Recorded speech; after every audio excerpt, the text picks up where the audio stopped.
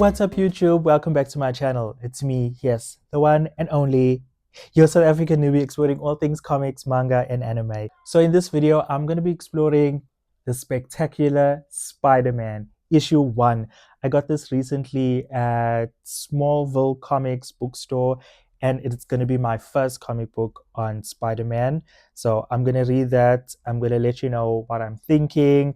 I'm going to share some images of the panels, tell you what I think about the character. Well, I know the character already. It's not like I don't know Spider-Man. It's not like any of us don't know who Spider-Man is, but it's actually my first time reading a Spider-Man comic. So I'm really excited about that. But quick chat, I discovered that there are different eras in Dragon Ball Z. Like, how did I not know that? I grew up with Dragon Ball Z, but I don't know why I didn't realize that there were different eras. So, from what I gather, there's Dragon Ball, there's Dragon Ball Z, there's Dragon Ball Kai, there's Dragon Ball GT, and there's Dragon Ball Super. So there are 5 main eras. I think Dragon Ball GT is doesn't follow the story arc of Dragon Ball or the world of Dragon Ball Z as we know it, or as I know it at least. So that's kind of like an experimental era. But Dragon Ball follows Goku's childhood, um, getting trained by Master Roshi. Then Dragon Ball Z is the Dragon Ball Z we all know and love, the classic 90s nostalgia. Then they created Dragon Ball Kai, which takes all the filler episodes from Dragon Ball Z out. They remastered it. They stick to the original script from Dragon Ball from the actual manga. They don't like change the scripting or the dialogue. They keep it true. Then they update the the colors. They rectify any errors in the sketching.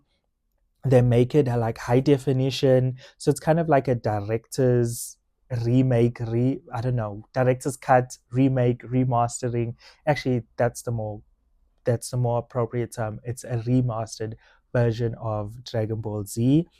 Then there is GT, the one that I said is the experimental one.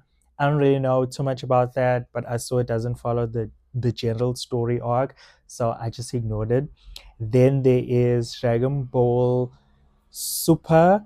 This one is more about, I don't know, the way I read it and I interpreted was like a more expansive universe or world of Dragon Ball Z. So it covers things like multiverses and gods and things like that. So it's like even bigger than, the world of Dragon Ball Z as we know it. So that was quite interesting.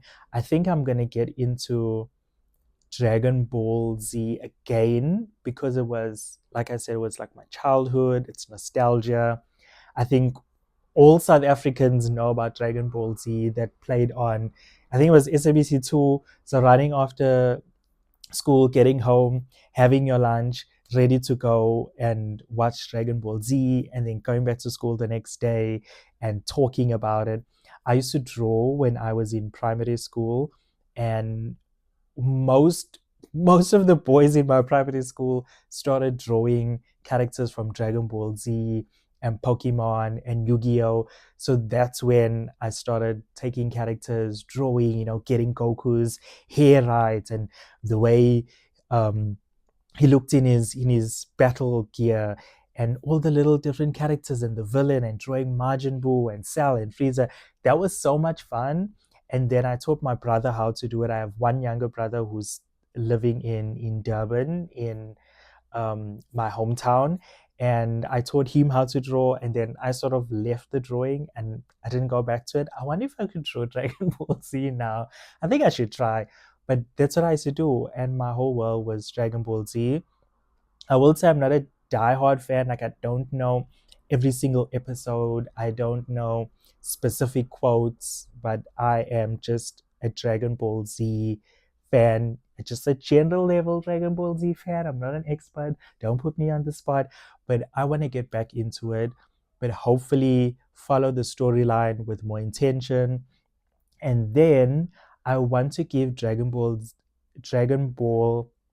Kai a shot because I want to see what the remastered looks like. I want to see how they interpreted the dialogue and the different colors and things like that. I hope I can actually find it. I don't know where I'm gonna find it, but that would be a cool side quest for me to get back into the nostalgia of Dragon Ball Z. So that'd be fun. But getting back to topic, I'm going to be reading my comic book. I'm going to take you along with me. I'm going to reflect throughout and just share my first impressions of Spider-Man, the comic. But before I do that, I'm going to make myself something to eat. It's been like a whole day and I am really hungry. I've had work because I do freelance work. So I've been doing that. I've been in and out of, Zoom calls, figuring out what my next couple of YouTube videos are going to be, watching other YouTubers, and it's just been a day. So come along with me. Let me make my sandwich. Let me sit down, get into the spectacular Spider-Man. So get your comic books, your manga, your graphic novels, your novels, whatever productivity task you want to do, get that ready. And then we're going to sit down, do some of that, reflect on the day.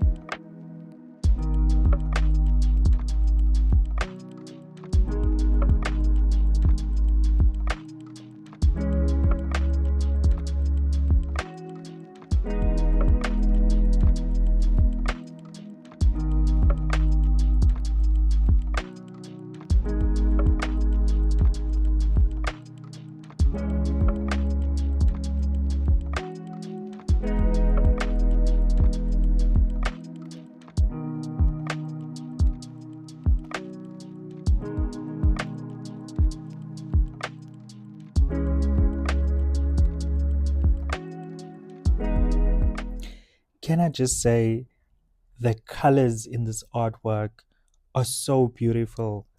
Look how the reds pop, the reds and the blue, even the green. It's so beautiful. Wow, I'm mesmerized. These panels are so cool. And there's a section, I don't know if it's real. I don't know. It kind of looks, no, it's not real. It's like a classifieds, like how not the magazines, the newspapers have classified sections with the adverts and stuff like that. It's so cool. Look at that. So cool. So cool.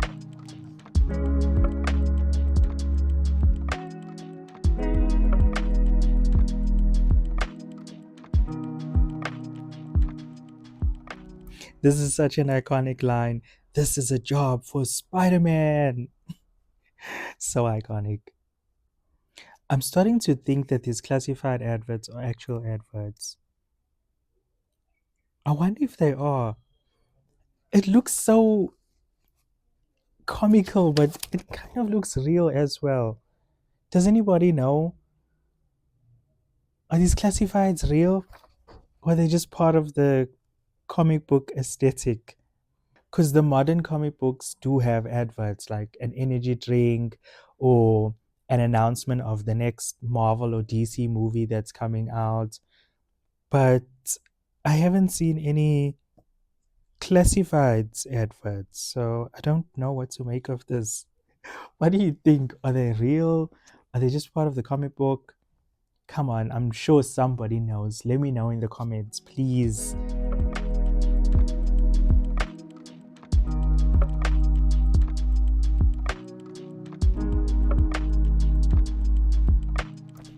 Okay, so I finally finished reading Peter Parker, the Spectacular Spider-Man. This was so much fun. So much fun. So, in a nutshell, the story covers um, a speech that the vice chancellor is making, and then he gets kidnapped. Oh, spoiler alert. So, if you're going to read it, just skip my reflection. It is, where was I? Oh, so Tarantula comes and kidnaps the vice chancellor, and Spider-Man is there taking photographs of the speech and ends up, battling with Tarantula to try and save the vice chancellor. Anyway, he doesn't succeed. The Tarantula also ends up going on a mission to kill the mayor. So it was like a whole thing. And what I loved most about it was it's so funny.